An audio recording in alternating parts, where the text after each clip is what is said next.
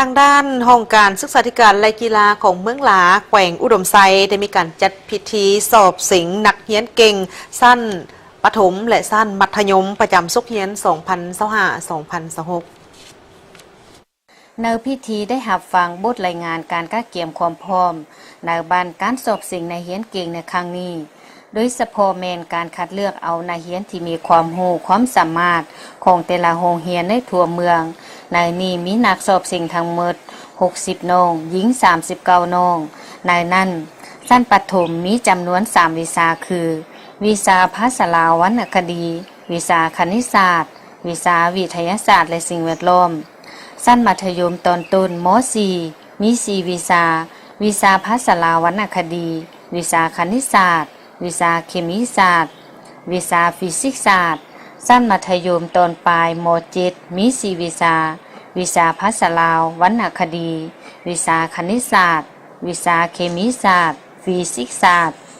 ในโอกาสที่มีความหมายความสำคัญนี้ท่านนิตโพธิวรรณประธานคณะกรรมการปกครองเมือง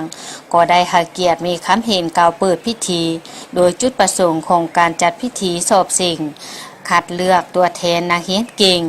ระดับขั้นเมืองก็เพื่อเป็นการสร้างกระโอกาสให้น้องนักเรียนแสดงออกด้านพรสวรรค์ด้านความรู้ความสามารถในหัวขีดประดิษฐ์สร้างที่มีลักษณะแข่งขันกันโดยเฉพาะด้านหลายวิชาเรียนใดหนึ่งให้เกิดมีความสำนิสำนาญทางเป็นการคัดเลือกเอานักเรียนเก่งในระดับเมืองเข้าสอบสิ่งในระดับแขวงพร้อมนี้ฐานยังได้เรียกร้องให้นักสอบสิ่งจงปฏิบัติกฎระเบียบภายในห้องสิ่งอย่างเข้มงวดและพร้อมกันตั้งใจโต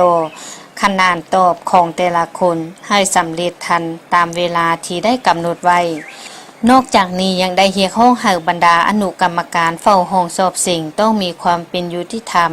โปร่งใสให้แก่นักสอบสิ่งเพราะเป็นการคัดเลือกเอานักเรียนที่มีคุณภาพที่จะเป็นตัวแทนให้แก่เมืองเพื่อเข้าสอบสิ่งในระดับแขวง